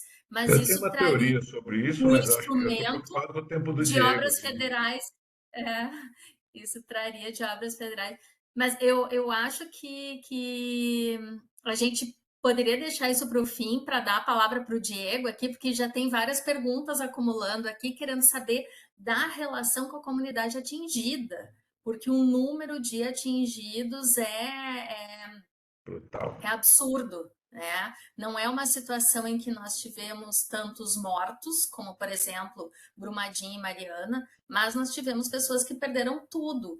E esse tudo vai além do material também, vai das memórias, né? Então, gostaria de passar a palavra para o Diego, para ele nos trazer a sua expertise e a sua fala dessa relação da mediação de conflitos com a comunidade atingida. Bom, Onde está o Diego? estou aqui. Ah, tá ali. Bom dia a todos e todas. Queria agradecer ao Fernando e à Karen por esse convite e também um prazer estar aqui com a Juliana, com o Ricardo, aí, amigos de longa data, conversando sobre esse tema nesse momento aí difícil em que a gente pode pensar soluções, né?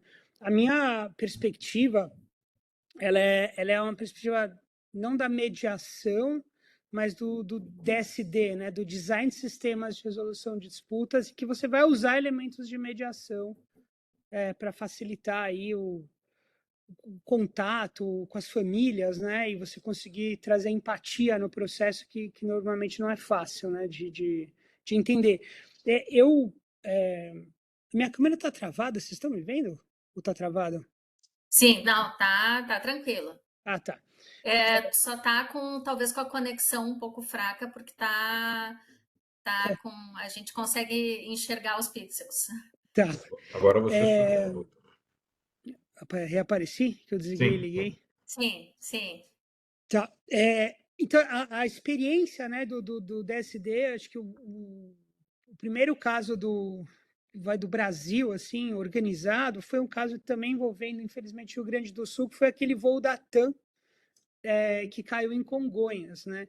Na época eu trabalhava no governo e assim, foi um primeiro caso que deu um DNA que a gente vem utilizando em vários outros casos. O caso da Air France, o caso de Mariana, elementos disso, uma questão muito complexa política, mas Brumadinho, bastante desse DNA. Maceió, Braskem, a gente tem utilizado essa técnica, vou explicar um pouco melhor, mas o que é diferente agora do que esses casos é que nesses casos você tem uma fonte clara de financiamento da reparação, vamos dizer assim, né, da indenização. Alguém culpado, né, entre aspas aqui, ou não, que vai indenizar todas as famílias, vamos dizer assim. Num caso como o do Rio Grande do Sul, você não tem essa fonte única aí de pagar a indenização. Mas a ideia do DSD é você entender uma situação, diagnosticar, entender quais são as partes afetadas, quais são as categorias de danos, quais são os critérios objetivos de indenização, como que tem que ser um processo para você verificar a informação das pessoas e conseguir ver quanto vale, né, a indenização de cada um, ver até aquele filme da Netflix, né, ver quanto cada um tem que receber e como comprovar isso, e você criar esse processo e essa esteira, vamos dizer assim, para atender muita gente de uma maneira eficiente, né? e aí com conceitos como o Ricardo trouxe de rough justice, né? Que é o rough naquela acepção do aproximado, né? Mas é um termo que muita gente critica, e aí no caso do DSD tem uma corrente que fala streamlined justice. Eu traduzi como justiça possível, justiça aproximada, né? No meu livro. Quando lá em 2009, né, quando a gente terminou as indenizações das famílias da TAM, na época o ministro Tarso Genro, que é gaúcho, ele me perguntou, né, será que a gente consegue criar um comitê de crise permanente, colocar essa Câmara de Indenização como algo permanente aqui no Ministério da Justiça para lidar com novas situações, né? Na época, minha resposta para ele foi, ministro, dá para fazer alguma coisa, mas não dá para criar um modelo único, um modelo tamanho único para uma situação de crise, porque cada situação de crise vai ter as suas características próprias e isso vai mudar. Muito interessante, porque a gente viu isso no caso do furacão Katrina. E aí eu entro dizendo assim, bom, todos esses casos que a gente tem trabalhado têm uma fonte de indenização definida. Dá para você trabalhar, existem modelos que você vai ter, que você não vai ter uma fonte definida, que você vai ter doações, que você vai ter... Sim, existem exemplos. O furacão Katrina é um deles. Você tem o atentado de Boston, que foi desenhado um sistema, para um caso bem menor, mas foi um fundo de doações em que você se desenhou um sistema e você conseguiu indenizar as vítimas. No caso do Katrina, que eu acho que é um paradigma interessante para a gente olhar, existia no governo federal lá americano uma instância de crise permanente, e ela foi muito criticada, a atuação dela, e o grande diagnóstico foi, cara, a gente tem que desenhar para o problema, não dá, a fórmula não deu certo, né? Mas o que eu acho e até também academicamente, lá em Pepperdine, com um grupo de alunos, na época a gente criou um grupo ali para conversar sobre o Líbano, né? Sobre o terremoto do Líbano, e também aí eu tenho algumas reflexões, a gente não implementou, mas foi uma reflexão acadêmica, né?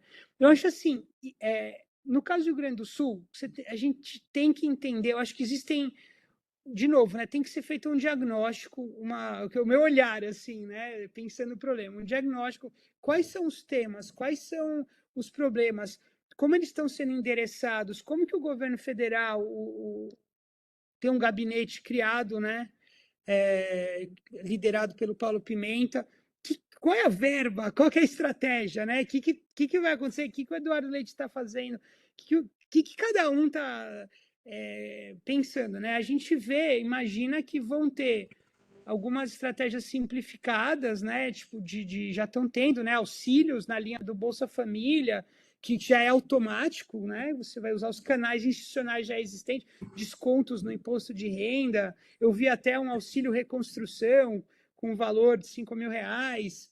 Você tem alguns processos que são bem rough justice, assim, num bom sentido, assim, mas que vai dar algum alívio. Então, você tem alívios em canais institucionais. Eu acho que tem um esforço da iniciativa privada, de doação, que poderia ser mais focado, esses temas poderiam ser identificados e criados no modelo da One Boston Marathon Fund. Podia ser organizada a atuação privada, talvez coordenada com o governo, para entender os temas e quem precisa de orientação. Eu enxergo a questão do seguro, né, como um grande tema que vai dar muita briga também. Aconteceu no Katrina, e o que aconteceu lá é um modelo interessante. Não sei se eu enxergo isso acontecendo no Brasil, mas não custa trazer a provocação, né? Você imagina, né, na subscrição de seguro, tem muita gente que não subscreveu enchente, catástrofe, né? Mas daí a pessoa vai lá, por exemplo, tem uma pane elétrica, né, que foi decorrente da catástrofe. Ela vai acionar o seguro pela pane elétrica. E aí isso, enfim, vai ser rejeitado, né? Isso pode ser. Você vai ter uma discussão, eu não sei qual é a postura, mas eu já estou antevendo esse tipo de discussão. Você vai para um tribunal, o tribunal talvez tenha uma visão mais social. Aí você vai levar isso talvez para a STJ, que talvez, não sei, para algum lugar mais alto nos tribunais que costumam às vezes ter uma visão mais fria. Isso vai dar briga, né? E você tem não só os contratos, você tem pessoas que não tinham nenhuma cobertura, você tem pessoas que você tem contratos de resseguro, retrocessão, em que o segurado não fez o resseguro da catástrofe, mas todos os outros temas. Então, assim, já dá para mapear uma série de questões no seguro. O que foi feito no Katrina, e que também foi uma coisa que o governo americano gosta de fazer, fizeram no 11 de setembro também, para quem assistiu Quanto Vale, né, o Worth, na Netflix, foi também um caso que me inspirou muito, o Kenneth Feinberg, também é um cara assim, genial. Mas o que foi feito? Foi feito um esforço conjunto com as seguradoras e o governo, ou talvez até, pensando aqui, podendo colocar fundos privados, para você conseguir identificar essas situações de seguro e conseguir complementar o que seria social, o que seria altamente questionável e conseguir, de alguma maneira, quase que nem um DB para isso, né? Trazer alívio para as pessoas enquanto isso é discutido, né? Você antecipar com algum fundo que pode ter participação privada ou do governo para você entrar junto com as seguradoras e evitar essas situações. São coisas que eu penso. Então, quando você fala em DSD, quando você fala nas comunidades, eu penso numa atuação estratégica muito macro, né? Enfim, essa é uma leitura assim, do que eu tenho lido, ouvido. Sim, muito boa essa iniciativa aqui. Eu parabenizo bastante o Fernando, que foi um cara que desde o primeiro dia já falou: precisamos fazer alguma coisa. E eu acho que esse debate que a gente está tendo aqui pode abrir portas para a gente diagnosticar e trazer soluções. Aí acho que é um pouco da ideia desse evento que me empolgou bastante. Obrigada, Diego. Aqui tem algumas perguntas. Uma delas até eu gostaria de complementar, que foi colocada aqui pela Patrícia. Acho que é a Patrícia, nossa colega da PGM, que é da área de mediação.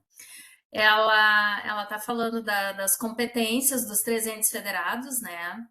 Que provavelmente vamos ter indenizações e relacionadas às competências que são dos 3 entes federados.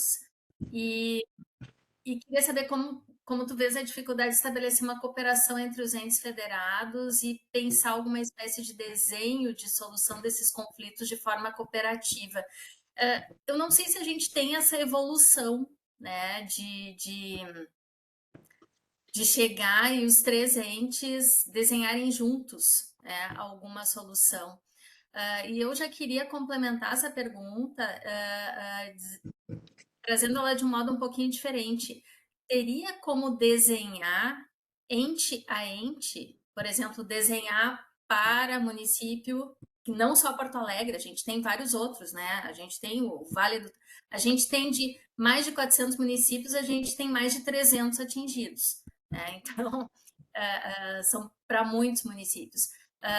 Desenhar para o Estado e desenhar para a federação em separado, ou teria que haver um desenho conjunto, porque algumas coisas se interrelacionam? Como seria isso?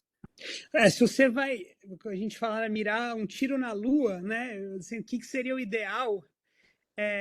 Seria uma coordenação total, né? Ainda que você estabelecesse princípios, competências, e daí você separa em subgrupos, mas seria legal ter uma coordenação geral. Em tese, né, é muito possível. É só você criar uma mesa de consenso. Você precisaria, daí, e aí sem querer vender serviço, mas acho que é algo extremamente possível de você ter um facilitador, um designer, uma pessoa que vai criar uma mesa de consenso vai conversar, vai ajudar a mapear quem são os atores que têm que estar nessa mesa, que já é toda uma teoria do Lawrence Susskind de consensus building, né? De você identificar quem deve participar da mesa, entrevistar, quais são os temas importantes para você, enfim, trazer, e aí você constrói uma mesa com as pessoas certas, com as representatividades possíveis, porque também é um tema complexo, representatividade, mas tem muita coisa escrita sobre isso, com os temas que têm que ser debatidos na agenda, que a gente tem que endereçar, para daí você conseguir criar esses critérios, parâmetros e processos para fazer essas indenizações, né? Então, para criar um fluxo, né? Um fluxo, um fundo, isso é perfeitamente possível, tendo vontade política, né? E você vê, de novo, o exemplo americano, teve lá eu não me lembro se foi um terremoto em New Jersey ou foi um terremoto, também um vendaval, e o governo, um tornado, né? E o governo Obama, na hora, deu as mãos pro governador que era republicano e deixaram tudo que é diferença política de lado e falou, vamos cuidar das vítimas. Que eu acho que é isso que tem que ser feito.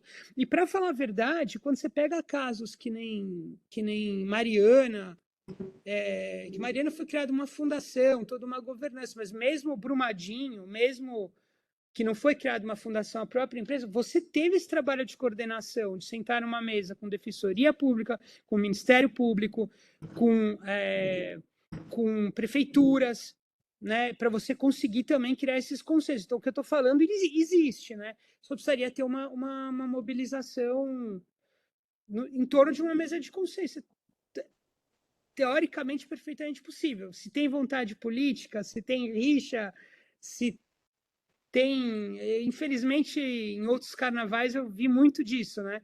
É difícil. Mas se você conseguir superar algumas dessas barreiras, tem como.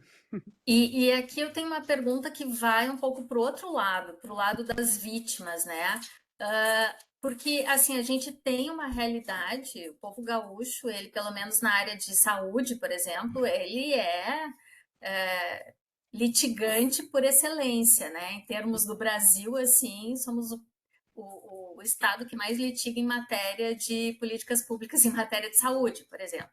Então, e a gente já viu na internet gente oferecendo serviços gratuitos, advogado fazendo propaganda na internet para pedir indenização.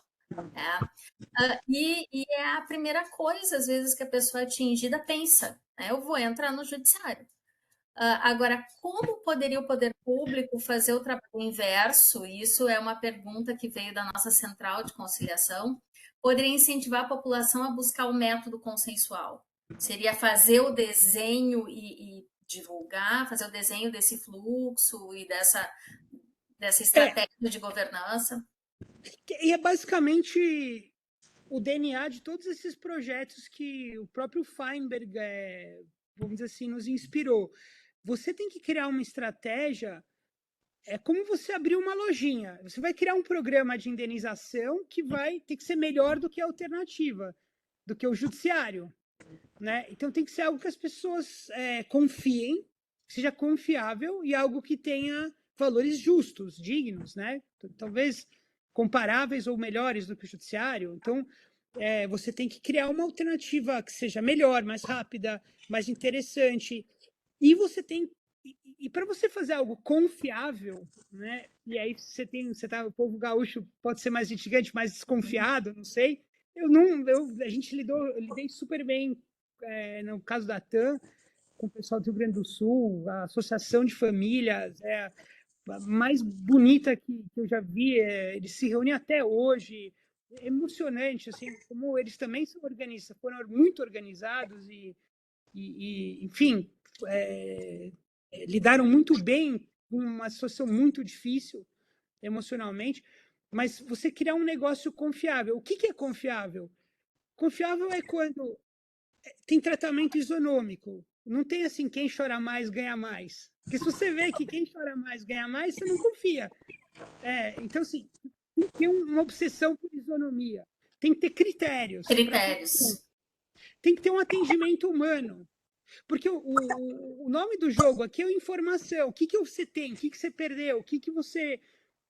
E você vai conseguir calcular quanto cada um tem que receber com base na informação, né? E aí você tem falsos positivos, você tem fraude, você tem coisas difíceis de comprovar, coisas que aconteceram. Aqui. Tem um caso lá em Mariana que o cara disse, ó, eu tinha um cofre com, não me lembro na época, 80 mil reais. Um cara é um pescador muito simples, tá? Eu tinha um cofre com 80 mil reais. Ele chegou na reunião e falou assim, o senhor tinha um cofre na sua casa de 80 mil reais? Tinha. Aí todo mundo, caramba, você tem prova do cofre? Não tem. Você tem foto do cofre? Não tenho. Quem vai tirar foto do cofre? Você tem que esconder o cofre.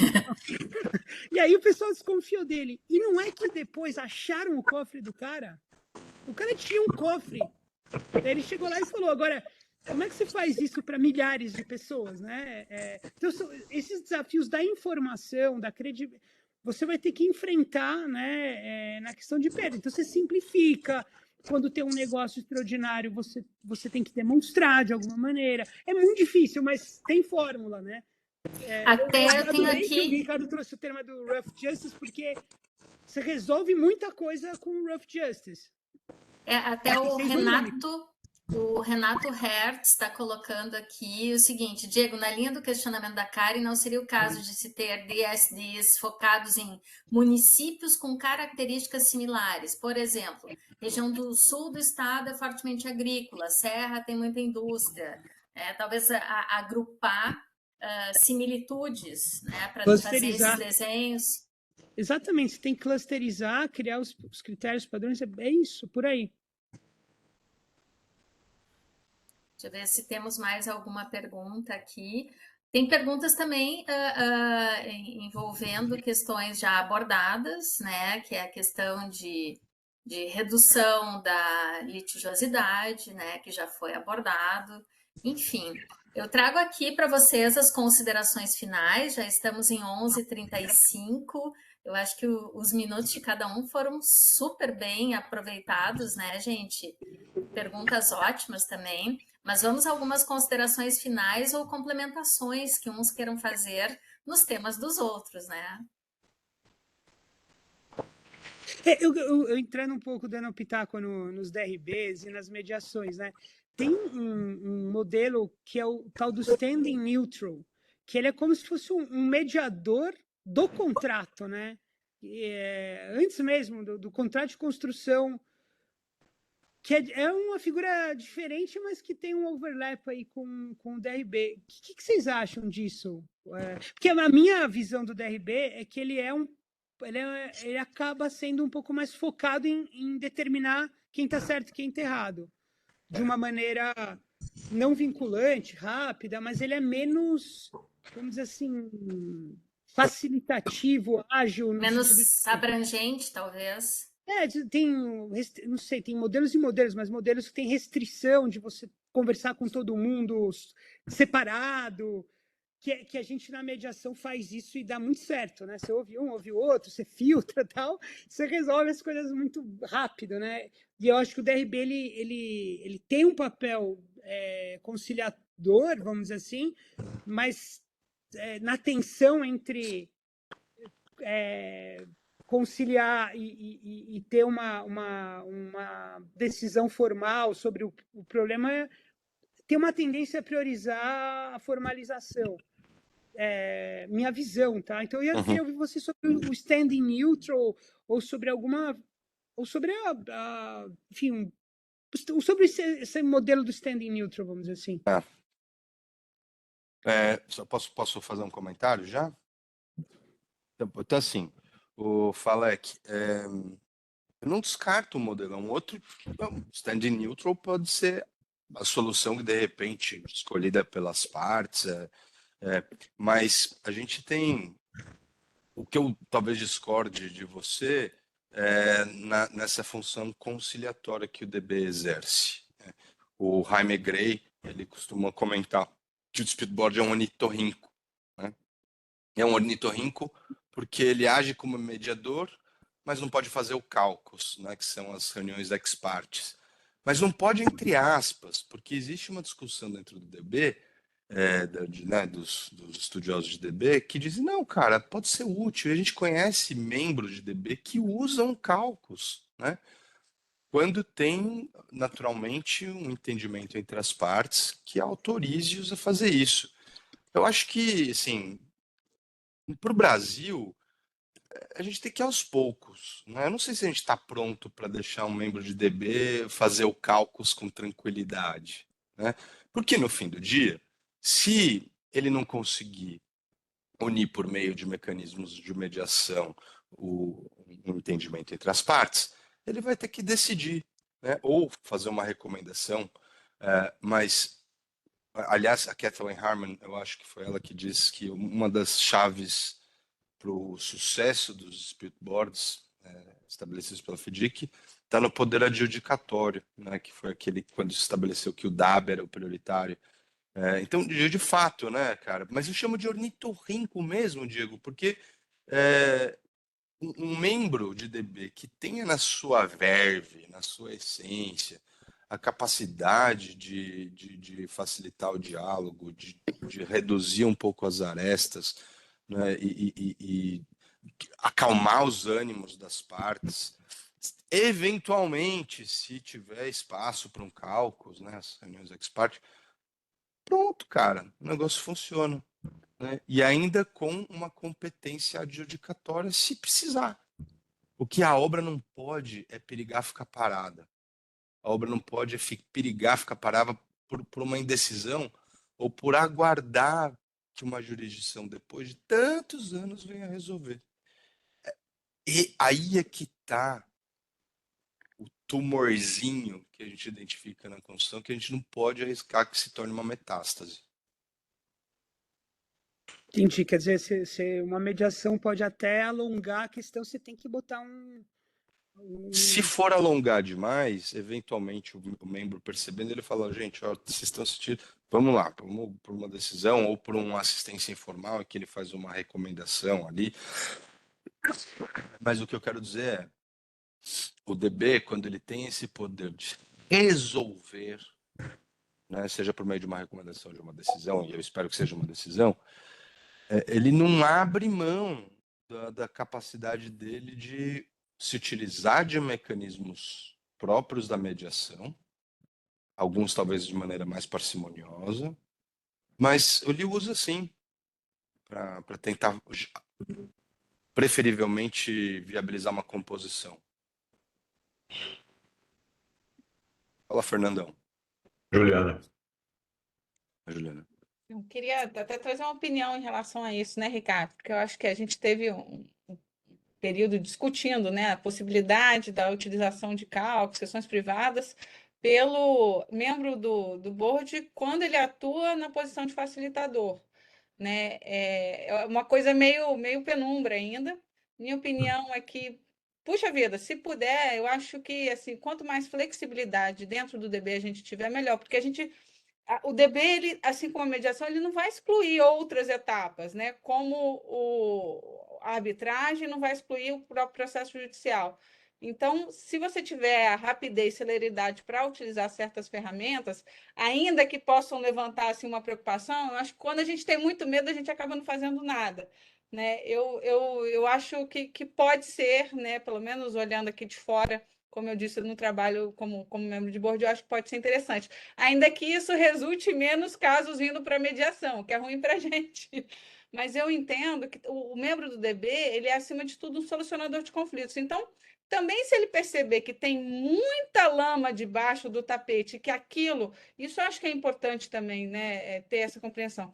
Se ele perceber que levantando esse tapete, talvez ele fique, inclusive, complicando a posição dele como decisor, porque eu acho que esse é o ponto sempre discutido, o juiz mediador, o árbitro mediador, né, ou seja lá qual posição que vai decidir e também ocupa às vezes a posição de facilitador, ele tem que tomar cuidado com isso. Aí ele precisa, sim, talvez chamar um terceiro para que faça uma mediação. E muitas vezes essa mediação pode ser até aquele modelo mais curto, um dia inteiro, que pode ou não resultar num acordo, para extrair essa informação sem expor essas partes, mas eu acho que é um ponto super interessante, essa de possibilidade ou não de cálculos, né? Uma coisa para a gente debater no futuro. Eu queria, primeiro, sobre o que o Diego trouxe, só deixar uma estatística importante aqui. 70% dos assuntos que são levados aos membros do Dispute Board são resolvidos por acordo. Essa é uma estatística internacional.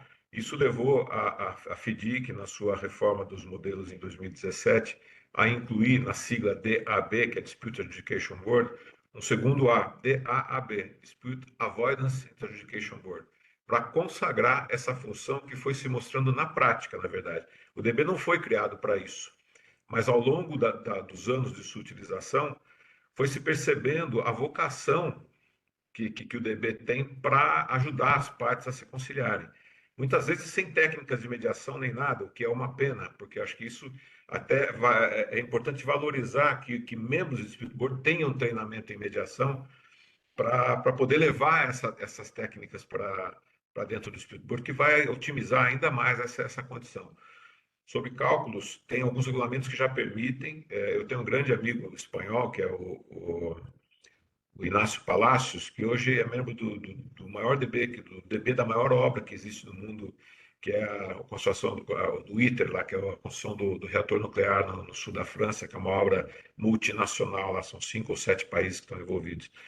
Ele é super a favor do cálculos, ele pratica isso e disse que até hoje não teve nenhum incidente a respeito disso.